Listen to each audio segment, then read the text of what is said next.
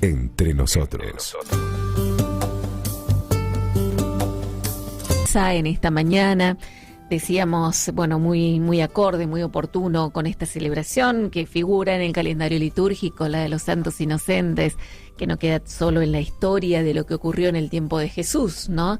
Tantos niños muertos, por el hambre de poder, por el hambre de dinero, sino que hoy por hoy padecemos también en este sentido nuestros jóvenes, nuestros niños, nuestros adolescentes y hemos armado esta mesa para charlar, para compartir, para informarnos, para dar a conocer algunos datos y sobre todo para empezar a tomar conciencia y a pensar en estas situaciones, en esta realidad cada vez más presente, no solo en Córdoba, para ver, y la pregunta es, ¿qué podemos hacer? Ingresan mensajes de madres desesperadas.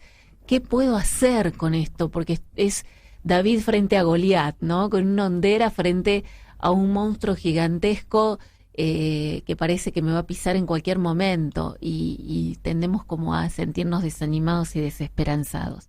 Bueno, vamos a ver desde dónde, por dónde animar nuestra esperanza. Hemos armado esta mesa desde la producción junto a Gustavo Molina, periodista, corresponsal del diario Clarín en Córdoba. Gustavo, bienvenido. Hola, ¿qué tal? Buen día. Gracias Buen día por a todos. acompañarnos. También está aquí en estudios Pablo Gallo, ustedes lo conocen, director ejecutivo del Centro de Investigaciones Participativas en Políticas Económicas y Sociales. Buen día, Pablo. Buen día, ¿cómo estás? Muy bien, muy bien. Y también nos acompaña vía telefónica Juan Federico. Él es periodista de La Voz del Interior, particularmente ha indagado sobre narcotráfico y violencia urbana. Juan, bienvenido, muy buenos días. Hola, buen día, muchas gracias. Muchas gracias a vos por acompañarnos, gracias a los tres por estar en esta mañana compartiendo esta propuesta con los oyentes de Radio María. Juan, has colaborado en distintas revistas de la provincia, actualmente con La Luciérnaga, has recibido distintos premios también y particularmente tu mirada está puesta sobre esta realidad y la investigación sobre el tema del narcotráfico. ¿Es así como es que te fuiste derivando tu especialización por este lugar? ¿Por qué?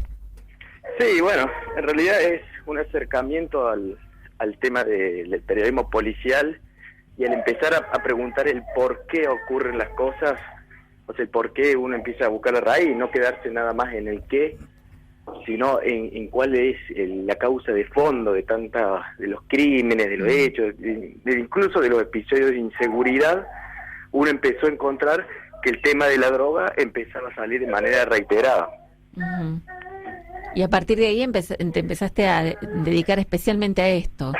Claro, especialmente, o sea, dentro de todo el abanico, lo que es el periodismo policial, el periodismo judicial, me pareció que el gran problema, esto hace ya 10 años, ¿no? Era lo poco que se hablaba del narcotráfico como motor de la violencia en Córdoba. Uh-huh. O sea, nosotros especialmente después hacemos una estadística propia sobre los casos de homicidio, porque no hay datos a nivel provincial, por lo menos datos que se difundan de manera pública, y ahí lo que advertimos es que más que la inseguridad, la principal causa de homicidio era lo que se llama la violencia urbana, uh-huh. Y especialmente tenía como víctimas y victimarios a jóvenes. Entonces empezamos a ver que en los 4 puntos cardinales de la ciudad de Córdoba, pero siempre más que todo en la periferia, había como zonas marcadas, socioeconómicas, o sea que tenía rasgos propios, donde los jóvenes mataban y morían entre ellos, y por problemas nunca aclarados, porque la justicia no busca las raíces de estos casos.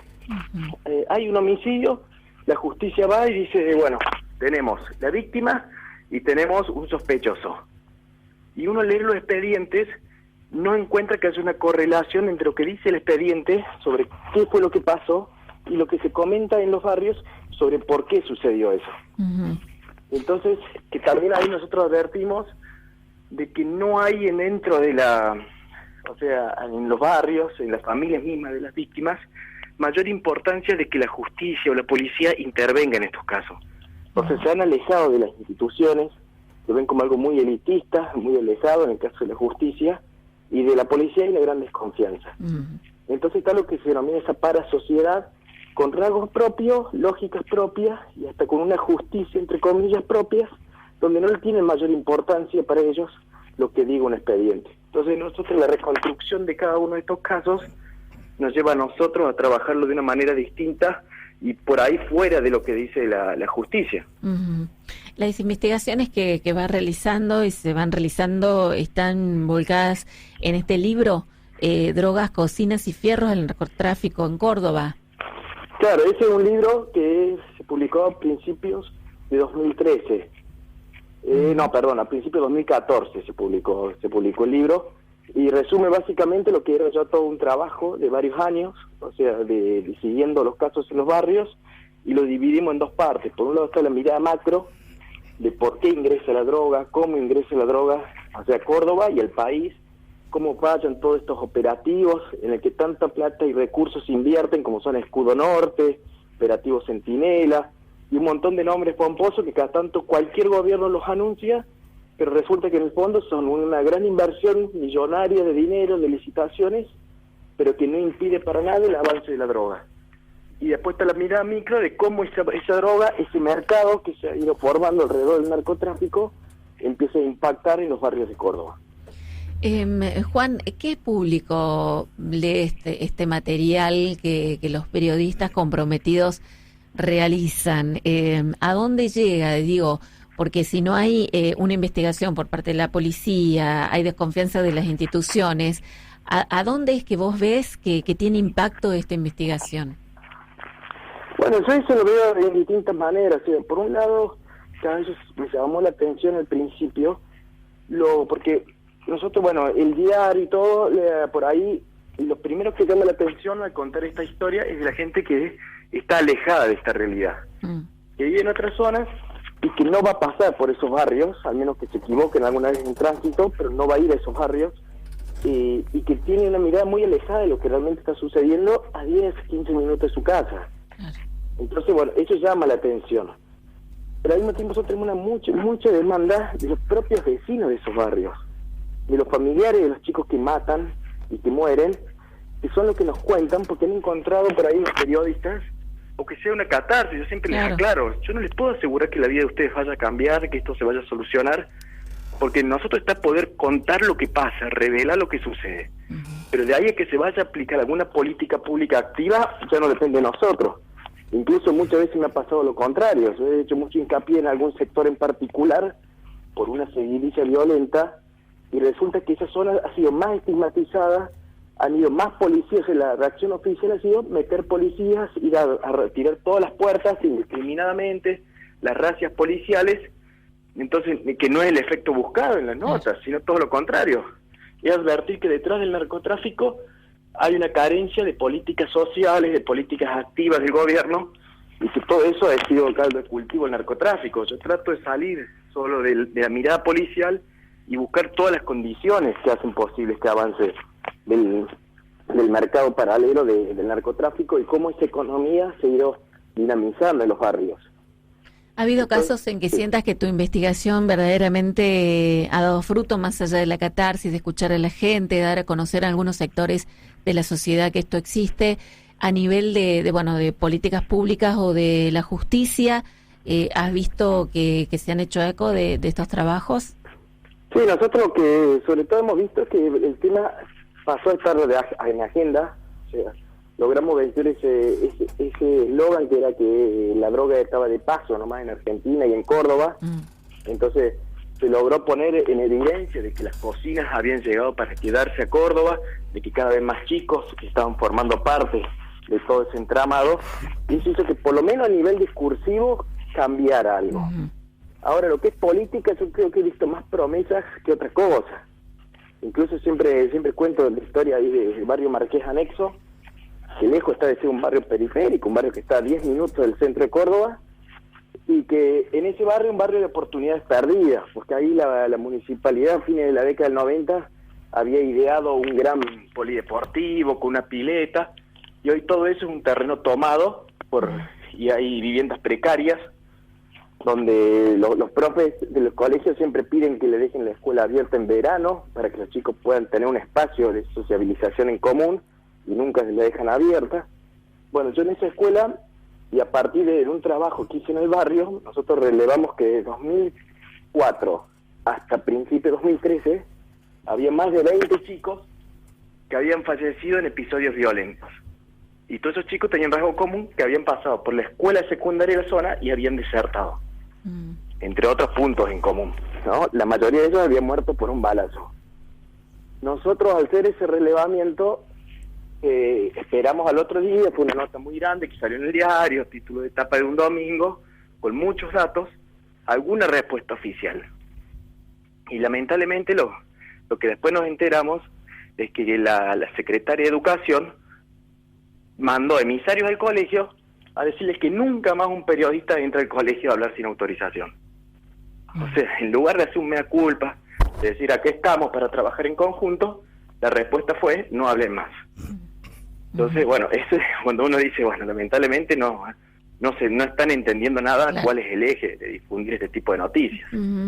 Ahora, con el cambio de gobierno, han propuesto que Marqués de Anexo va a ser el primer barrio donde se va a implementar supuestamente un plan social traído desde Medellín para intentar justamente ganarle el crimen organizado. Vamos a ver si realmente lo hacen o no. Pablo Gallo, que está aquí con nosotros, quiere saludarte y preguntarte algo, Juan. Buen día, Juan, ¿cómo estás? Bien, ¿cómo andas, Pablo? Te quería preguntar o compartir esa sensación que vos percibís y estás describiendo en tu trabajo, es la que mucha gente percibe, en el sentido de que esta es una problemática que empieza a ocupar espacio en la discusión pública, pero es un espacio ganado desde la misma preocupación de la gente, pero no así en los espacios políticos institucionales, más allá de los discursos. En las campañas, en todas las campañas, tanto provincial como nacional, el tema del narcotráfico es un tema que ha participado. Sin embargo, a la hora de comenzar en las primeras gestiones, tanto uno como otro, nuevamente ese aspecto se ve relajado.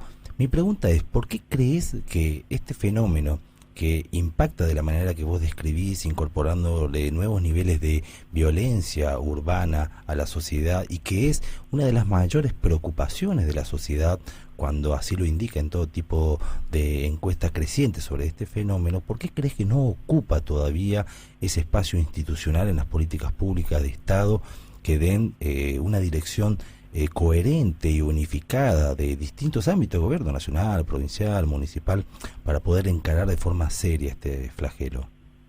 Sí, por un lado, yo advierto de que durante mucho tiempo se creyó que este un problema, se lo tomó como un problema meramente policial. Entonces todos los recursos y las respuestas se intentaban que era por parte de la fuerza de seguridad. Y el fondo de la fuerza de seguridad eran parte del problema. O sea que no podían ser los actores que iban a poder reprimir una problemática de la que están formando parte, porque eso está claro. O sea, el narcotráfico avanza donde hay complicidad de la fuerza de seguridad, del Poder Judicial y del Estado. O sea, complicidad por acción o por omisión. Pero algo permitió que durante tantos años esto avanzara y continúa avanzando. Entonces, por un lado, no había una respuesta concreta y una mirada amplia de la problemática, sino que se lo tomaba nada más como un asunto de seguridad y no como una problemática social mucho más integral. Y después estamos viendo lo que ha pasado ahora, ayer en Buenos Aires, con la fuga de los hermanos Lanata y demás, los vínculos muy poderosos que existen entre estas mafias y el poder político. Entonces me parece que nadie se atreve realmente a meter mano donde no sabe con qué reacción se va a encontrar y hasta dónde están atados realmente los poderes. Porque hay estos temas en los que todos prefieren mirar para otro lado y que se hable lo menos posible, porque estas personas, yo ayer comparaba, yo decía, nosotros hace unos meses nos mirábamos, y no digo que nos reíamos, pero veíamos lo que pasó con el Chapo Guzmán en México, y la verdad decimos, bueno, en México todo es posible, realmente una sociedad, un Estado absolutamente corrompido. Y ayer pasó exactamente lo mismo con los hermanos Lanata acá. O sea que no estamos tan lejos de unas realidades que nosotros creemos que son muy alejadas. Y nosotros el tema de los Lanata no lo vemos con la misma gravedad que vimos lo del Chapo Guzmán. O sea, lo tratamos de ver de otra manera o no entendemos de que realmente las mafias están cada vez más enquistadas en el Estado, en los poderes gobiernos, ya están en una tensión permanente con las mafias. Entonces yo advierto de que por ahí no se quiere ir a fondo en estas cuestiones, porque realmente hay intereses que están cruzados y que se tiene mucho miedo de que esos intereses salgan a la luz. Ahora el gobierno nacional ha declarado la emergencia en materia de seguridad justamente por el tema del narcotráfico. Que esto siempre es positivo, pero también tiene un riesgo muy grande, que es que se haga un festival de contrataciones directas. Al declarar emergencia ya no hay más licitaciones y no hay un control de los otros poderes sobre estas licitaciones. Y eso es algo que viene ocurriendo históricamente. Cada vez que el tema del narcotráfico empieza a ser un problema candente a nivel social, los distintos gobiernos aprovechan para hacer grandes inversiones que en realidad son grandes negociados, pero que no solucionan nada, sino que son una foto y una puesta en escena para un momento determinado. Ante esto y ante esta realidad que decías, muchos miran para otro lado, ya sea porque, decíamos, una realidad tan grande que parece que no se puede hacer nada, otros por miedo, distintas reacciones, pero la cuestión que hay como una gran, no sé si indiferencia, pero que no se sabe cómo actuar.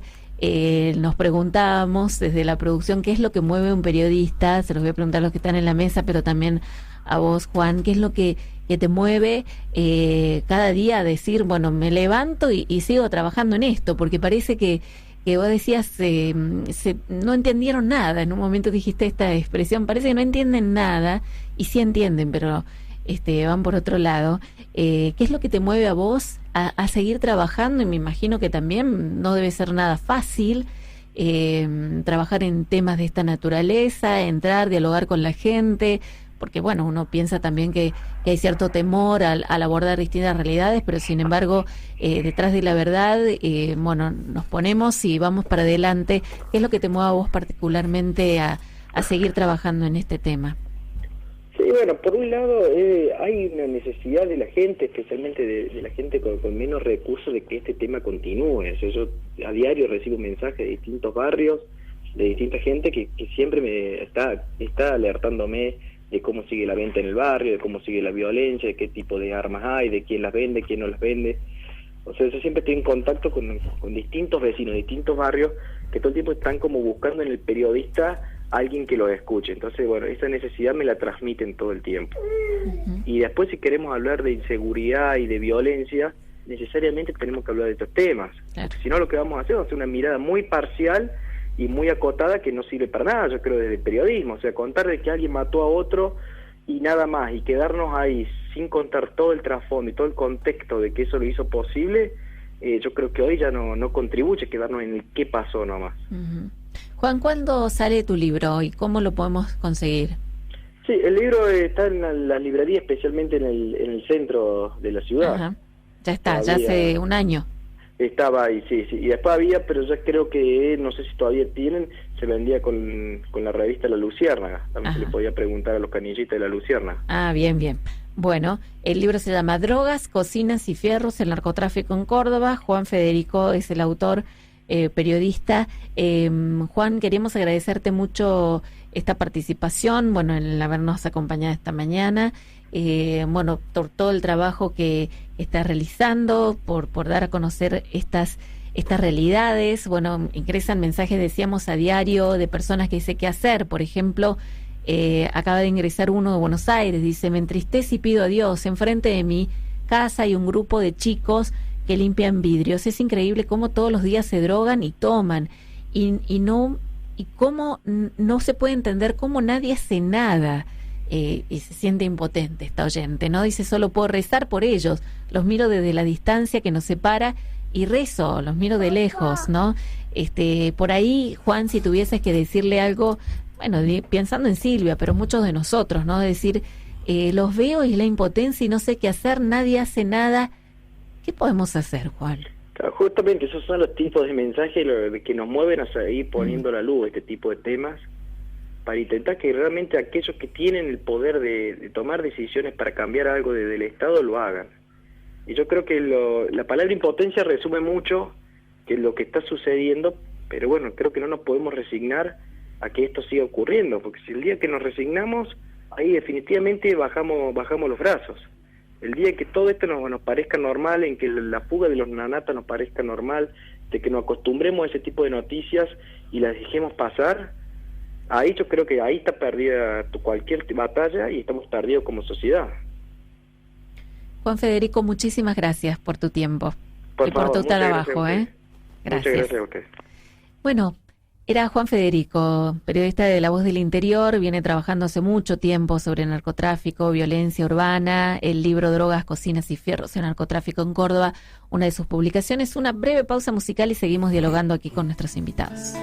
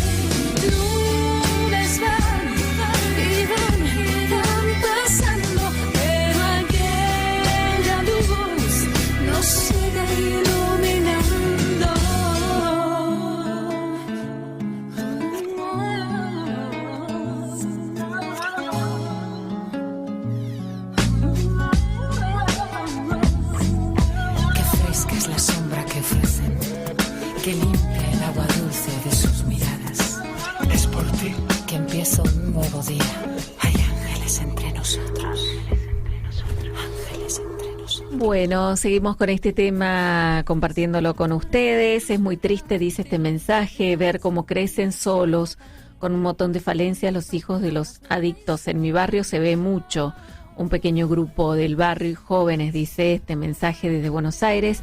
Los jóvenes de la parroquia tratamos de ayudarlos a encontrar a Dios y compartimos con ellos, pero en su casa los espera la realidad y es muy difícil, pero no imposible.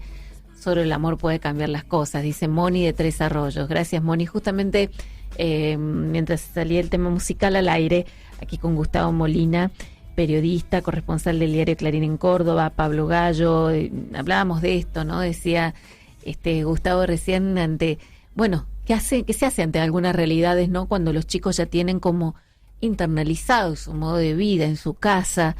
Está este tema de la droga y el tráfico de drogas, ¿no? Dice Moni, bueno, uno los ayuda de la parroquia, los ayudamos, pero después vuelven a su casa y los espera su propia realidad, ¿no? Y es muy difícil sacarlos de allí. ¿Se los puede sacar de ese lugar a los chicos o cómo se trabaja en estas situaciones, Gustavo? Mira, si vemos la foto, todo el mundo que ve la foto quiere que ese chico no esté más. No, que si el chico está preso para toda su vida, es lo mejor que me puede pasar. Y si está muerto, mejor aún, porque no vuelve. Pero veamos la película, no veamos la foto. Entonces vemos la película y este nene, que es nieto de un abuelo que lo dejó sin trabajo el menemismo, hace 20 años atrás. Después el papá no consiguió trabajo y tiene un plan social que le dio el kirchnerismo. Entonces este nene no vio ni a su abuelo ni a su papá trabajar. ¿Qué cultura del trabajo va a tener este nene? Y mientras tanto, a mí me contaba el ex fiscal Fenol del Foro Antinarcotráfico, que un día en un allanamiento estaban cortando cocaína para vender y así, preparando los porros, el papá y la mamá. Y en la misma mesa los nenes haciendo la tarea. Entonces, ¿qué ejemplo tienen esos nenes si esa es su vida diaria, si esa es su realidad diaria? No tienen ejemplo. Entonces, tienen que tener luces de afuera que los iluminen.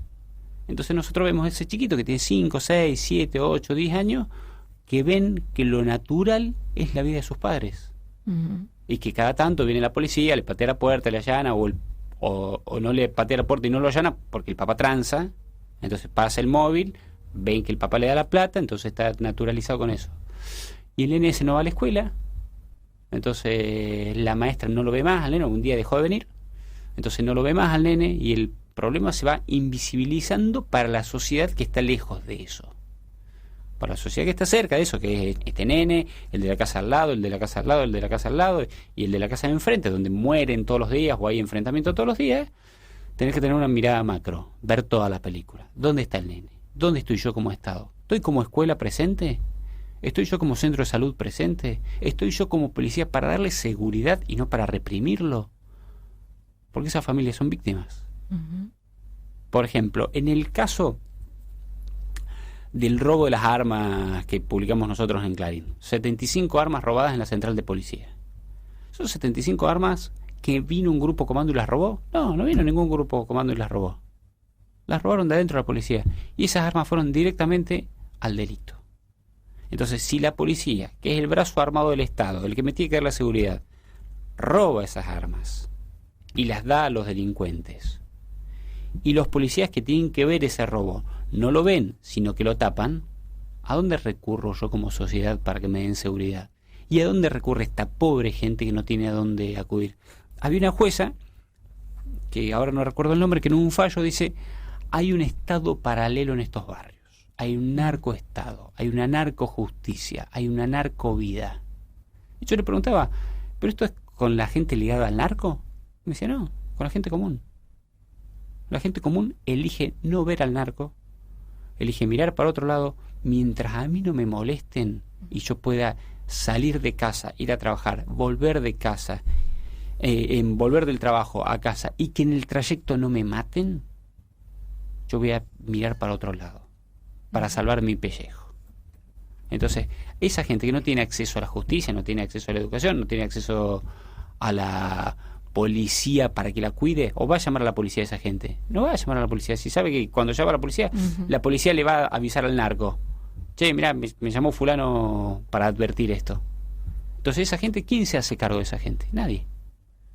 Hay una conciencia, yo creo que todo el mundo sabe el efecto y el flagelo de la droga, lo mal que hace, que la droga mata, pero está el miedo por encima, ¿no? Y los mismos que dicen, bueno, como vos decís, bueno, por lo menos para que no me maten, miro para otro lado, y hay otros casos también, por lo menos que me den lo que necesito, en esto que decías vos del Estado que no cumple su función, pasa a cumplirla el narcotraficante en ese sentido, ¿no? Que me da cosas que yo voy necesitando. Leyendo algunos artículos tuyos, habla justamente, por ejemplo, de obras sociales, entre comillas, que o algunos otros beneficios que obtienen las personas a cambio de mirar para otro lado, o de no ser matados o no sufrir algún problema en su familia. Llegamos a ese punto. Mira, yo un día, cuando estaba la banda del Porteño Lucy, voy a ver a la mamá de un secuestrador. Y la mamá del secuestrador me dice, mira, a mi hijo le plantaron la causa. Entonces voy a Colonia Lola. Te estoy hablando 2003, 2004. Pleno auge de la banda del Porteño Lucy. Y me dice el taxista que me lleva: yo entro por Estados Unidos y no entro a ninguna calle transversal. Te dejo en Estados Unidos y vos arreglate. Te estoy hablando 12 años atrás. Imagínate hoy. Claro. Y eso que el taxista me decía, ya con un poco de miedo, me decía, entro por acá y no entro a ninguna. Ahora ni siquiera entra. Y no entra el taxista, pero tampoco entra la ambulancia. Tampoco entra la policía a cuidarte. Los policías... Yo una entrevista que le hice a unos chicos militantes sociales que denunciaban esto de que el Estado está ausente y el puntero político ya no es más el puntero político, ahora el puntero del barrio, el patrón del barrio es el narco, y el narco no es más el que te asesina, el malo, sino cambió su lógica y ahora el narco es el bueno que prefiere cooptarte. Entonces te trata bien, te mima. Un mimo es darte una silla de ruedas que vos vas y no la conseguís. Claro. O llevarte al médico, a ver, tuviste una pérdida a las 3:30 de la mañana. Y el narco te dice, vamos al médico. Porque el taxi no entra, la ambulancia no entra, la policía se queda afuera porque el poder de fuego de la policía es menor al poder de fuego del narco. Entonces vos tenés el pobre agentito que cobra 10.000 pesos por mes con una 9 milímetros. ¿Se va a meter adentro del barrio donde se están tirando con FAL o con una UCI? No, dicen, ajá, si mi jefe tranza con el jefe narco, ¿qué me voy a meter yo a arriesgar ahí? No veo. Entonces, no tenés educación, no tenés salud, no tenés nada. El otro día, hace como un mes atrás, que hubo un tiroteo cerca de una escuela. Dicen, agradecemos, lo que decían ahí cerca del parque autódromo en la zona norte. Decían, agradecemos que los nenes no estaban en el recreo, que estaban todos en el aula. Y que tenemos un gran paredón y los balazos dieron el paredón. Entonces, la escuela sirve para contener a los chicos, pero también sirve para contener las balas de afuera. Y no hubo muertos porque los chicos estaban adentro de las aulas, es porque tenían un paredón grande. Entonces, veamos toda la película y no solamente la foto cuando dicen, no, murió un narco. Y leemos todos los días ahora que murió un narco. Antes, 15 años atrás, cuando decían murió un narco, era wow, una novedad. Y después tenemos otra cosa. De los chicos muertos que no aparecen en las estadísticas, porque no murieron de un balazo. Un nene que anda de 15, 16 años, que es un soldadito del narco, que anda llevando o trayendo, que se le ocurre hablar de más o abrirse y muere atropellado por un auto. Claro. Es un accidente vial. ¿Dónde están esas estadísticas, esas cifras negras? No están. Y nosotros los leemos desde la tranquilidad de nuestra casa, tomando un café y decimos, uno menos. Entonces yo, ¿por qué me dedico a denunciar esto y no estoy en el caso puntual de un muerto más o un muerto menos, sino viendo el costado social, viendo que hay el más allá? Por una actitud meramente egoísta. Yo soy muy egoísta en esto. No quiero que me maten y no quiero que maten a mis hijos. Entonces un chico que nosotros le robamos al narco y lo recuperamos para la sociedad es un asesino menos. Entonces yo no quiero que maten a mi familia, no quiero que me maten a mí, no quiero que maten al vecino y tampoco quiero que nos maten a ellos. Porque una bala de ellos o una bala policial va seguramente ahí. Nunca va a morir un rico por una bala policial. Siempre la carne de cañón va a ser el más desprotegido. Y un rico, te estoy hablando de un capitalista del narco. Yo miraba en Canal Encuentro un documental muy bueno que se llama G, un crimen de Estado. Y hablaba sobre el asesinato de un subcomisario de la policía bonaerense que se llama Gutiérrez, que es hermano del ex intendente de Quilmes, del Barba Gutiérrez. El Barba Gutiérrez es un hombre de militancia sindical, viene de la UOM, gana con el kirchnerismo la intendencia de Quilmes durante 8 años y perdió ahora con Martiniano Molina, con el chef. El Barba Gutiérrez viene de una política social, un tipo ligado en contra del menemismo, preso de la dictadura, y su hermano, un policía bonaerense, un policía honesto, empieza a investigar las mafias de la aduana paralela. En el menemismo la aduana se privatiza. Los grandes depósitos fiscales no los cuida más el Estado, sino empresas privadas. ¿Y qué descubre el subcomisario Gutiérrez? Que en el ingreso, en la importación a Argentina de automóviles, venían cargamentos de droga, de cocaína. Esos cargamentos venían a Argentina y de acá iban como droga sola a Europa. Iban en barcos, en contenedores. ¿Quién controla eso? El gran narcotráfico, el gran capitalista del narco. ¿Quién lo controla? Entonces tenemos la fuerza provincial antinarcótico que me agarra 3 porros y 2 papeles de droga, está bien. Voy, agarro y detengo esto, está bien. Es una parte de la cadena. ¿Pero quién agarra al tipo que exporta los contenedores? Nadie. ¿Viste? Entonces eso, ¿el Estado dónde está? Ahí no está. Y agarramos a la carne de cañón, al pobre chico que o va preso o muere, o familias, la madre con los hijos vendiendo cocaína, y hacen un gran operativo y los detienen. Bueno, no tenés que detener. Le tenés que dar salud, le tenés que dar educación, le tenés que dar cultura, le tenés que dar contención. ¿Viste? Es un problema que es social, más que de seguridad, como decía Juan. Si el problema del narcotráfico se lo dejamos a la policía, estamos mal. Y la clase política tiene grandes negocios con el narcotráfico. Aquí un mensajito dice: desde la presidencia se dio orden de gendarmería a que vuelva a las fronteras para detener el paso del contrabando de drogas, y me parece irresponsable decir que el gobierno nacional no está haciendo nada. Hace pocos días asumió, tiene que cubrir muchos frentes desastrosos, heredados, la droga entre ellos. Un oyente de Santa Fe, quedó cortadito el mensaje, muchas gracias. Recién decía Gustavo, Pablo dejaba esta pregunta, que más que una pregunta es para que cada uno vaya pensando. ¿Tiene respuesta? Decir, ¿quién detiene, quién hace algo contra el pez gordo del inicio, ¿no? de esta cadena? ¿Hay en ese sentido alguna perspectiva de qué se puede hacer para ir a la raíz? Bueno, yo voy a comenzar con el último mensaje que leíste, porque ese mensaje sí denota una visión que yo creo que es parte del problema, por lo menos en cómo la sociedad aborda este tema. Una parte de la sociedad indica, cuando uno señala este tema, como una agresión hacia la política.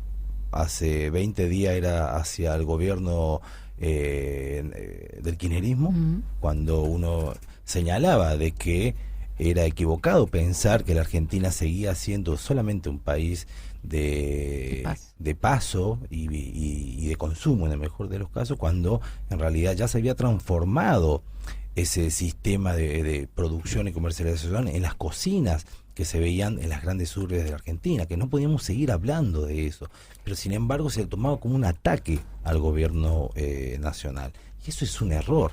O sea, la mejor forma de entender que cómo nos podemos involucrar no es entendiendo esto como un ataque a sectores políticos, sino que tenemos que entenderlo como un ataque al narcotráfico. Lo que estamos hablando acá es de realmente poner el barco de frente e ir contra el flagelo más grande que está sufriendo nuestro país en términos de violencia urbana, como es el narcotráfico.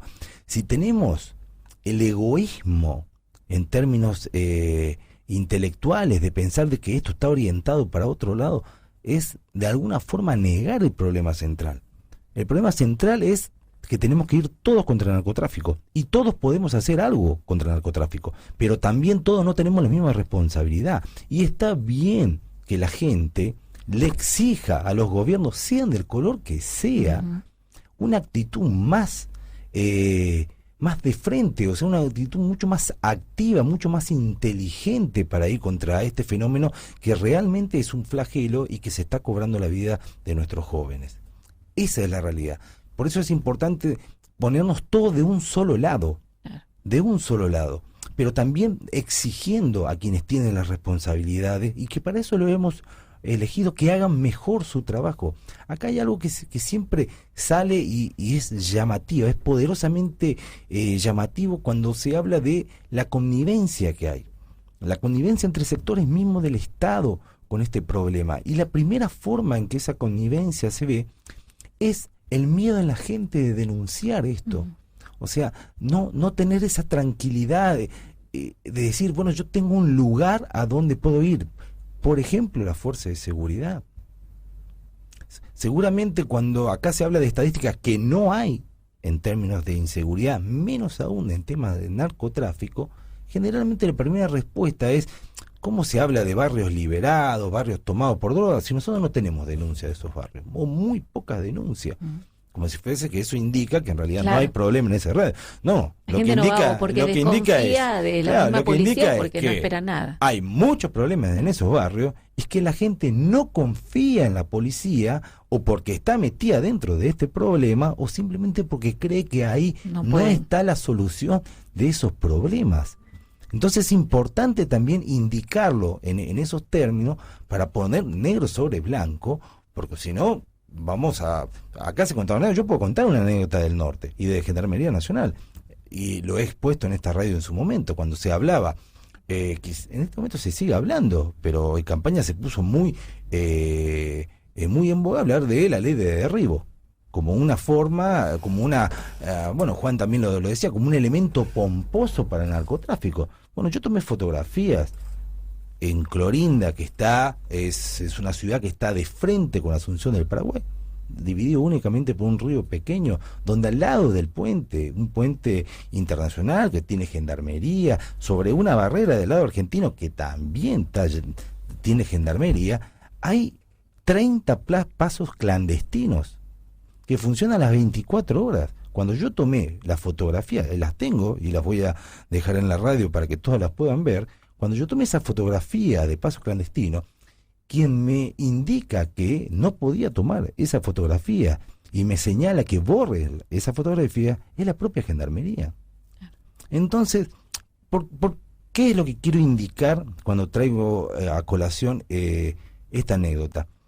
Que cuando se habla en términos de narcotráfico, de soluciones mágicas como blindajes, como ley de derribo, y uno ve que donde suceden los hechos, la connivencia hace que sea un colador, no virtual, literal de nuestras fronteras, donde todos comen de alguna manera de esto, el problema es mucho más profundo, muchísimo más profundo, y no se resuelve simplemente con radarizar la frontera, que estoy de acuerdo, tiene que existir radares, pero no está ahí la solución de estos problemas.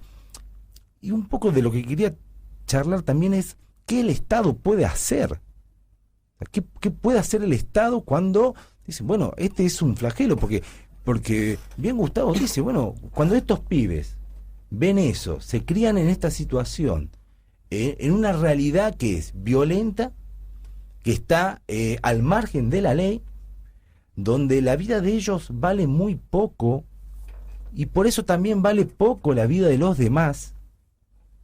Si alguien de verdad quisiese, ya sea en una parroquia o un amigo, decirle, bueno, anda al Estado, el Estado te puede ayudar, ¿qué es lo que va a encontrar?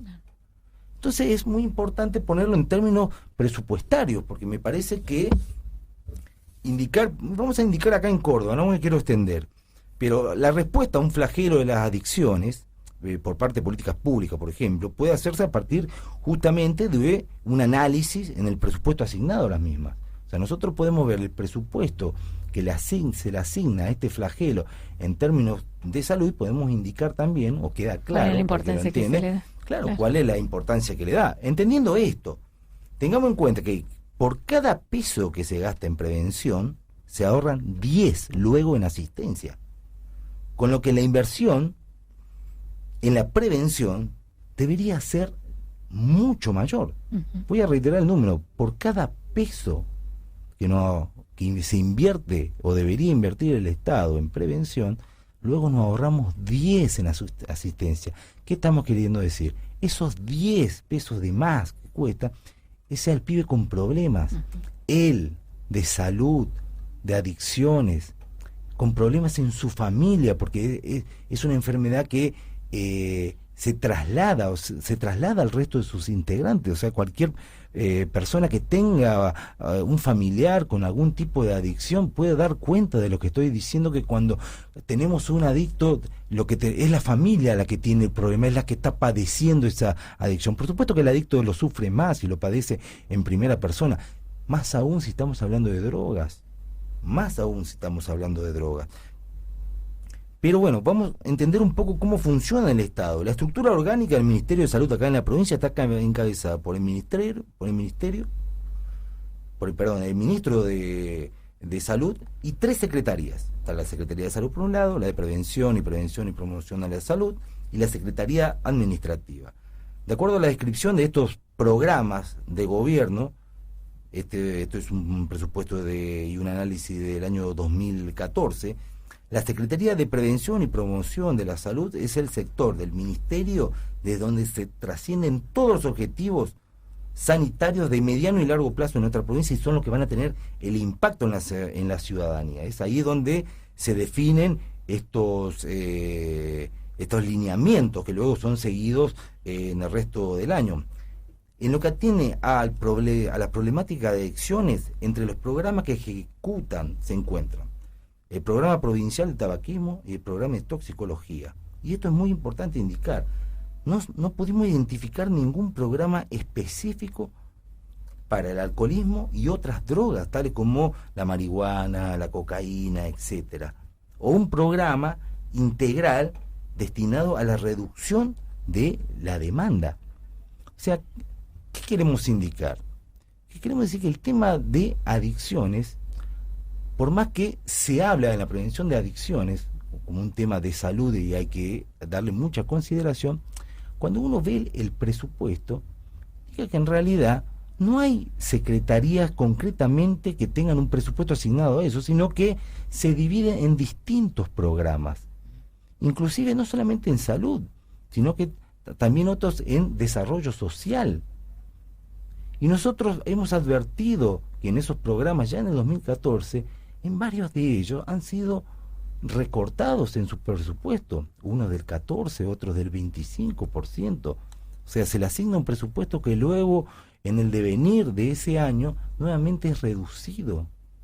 Entonces tenemos un panorama complejo que impacta justamente a la hora donde alguien necesita ayuda.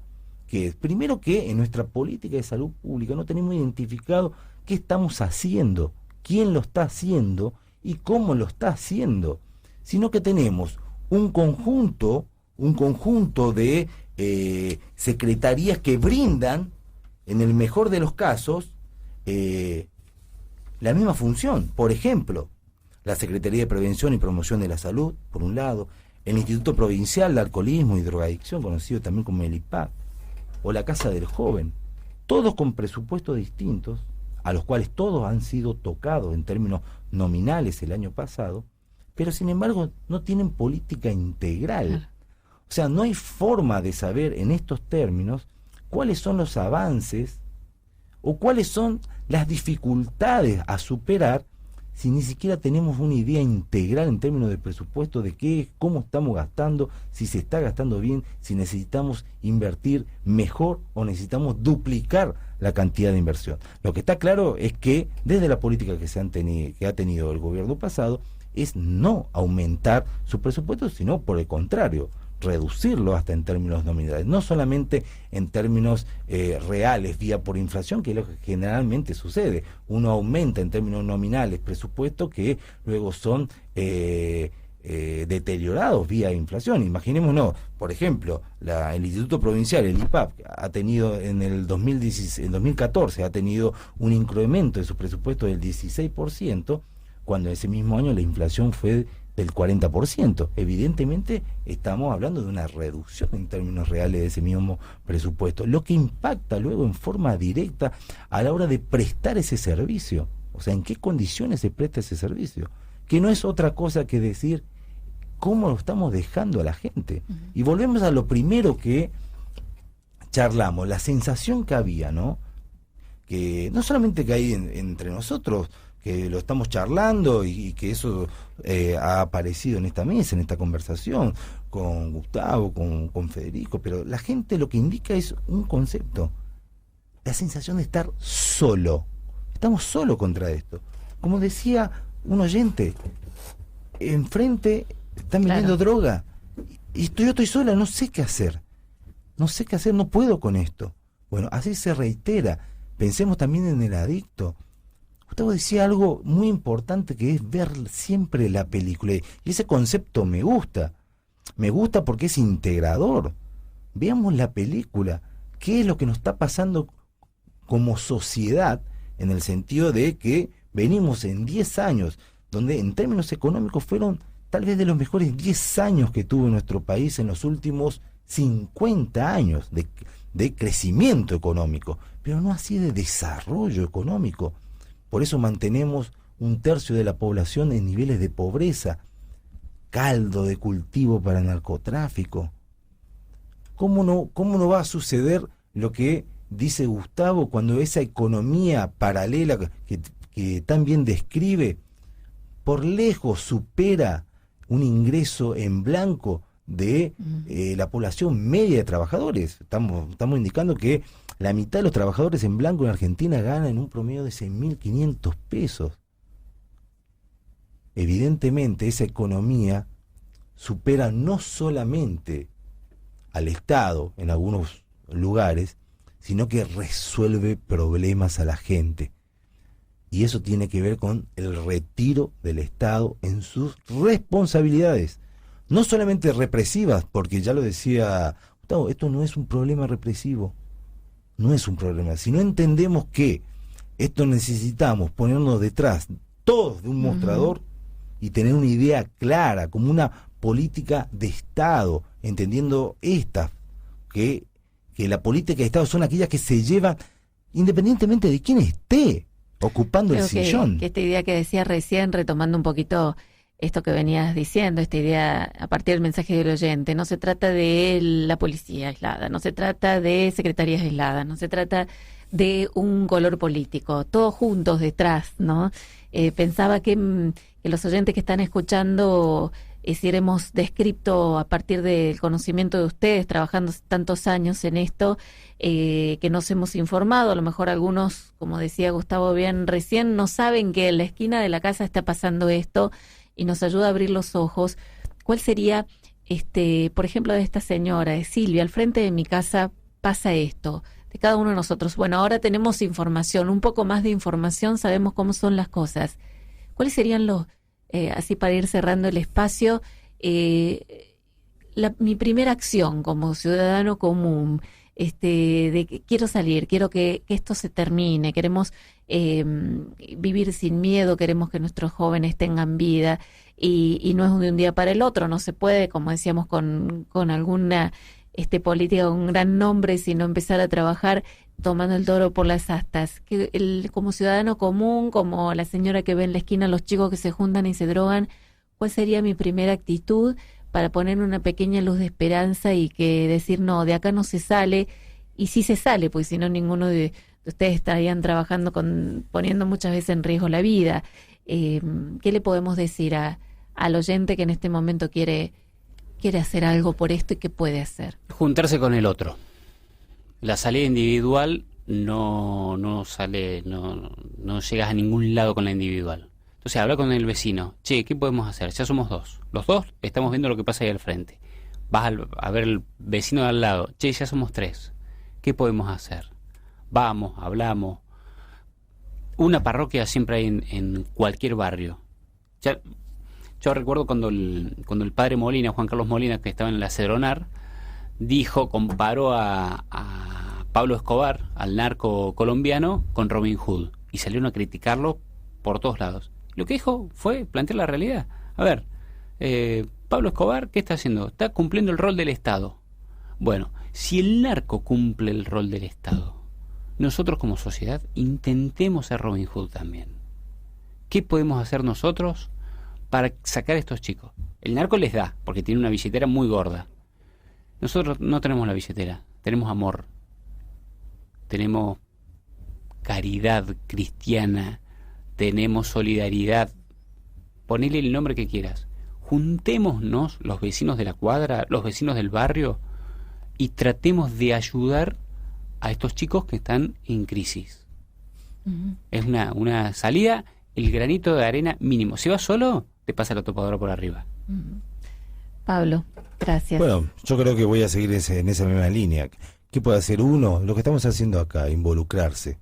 Abandonar el miedo, abandonar la soledad en la que tenemos una mirada personal sobre esto. Involucrarse. Hay muchas formas y en muchos lugares de distintas maneras donde uno puede dar una mano. Pero principalmente involucrarse, porque involucrarse señala un aspecto nuevo de esta sociedad, que es empezar a mostrar, a hacer visible lo que se trata de mantener invisible, porque en esa invisibilidad es donde justamente crece este problema. Claro, en la oscuridad es donde mejor opera. Así es. Claro.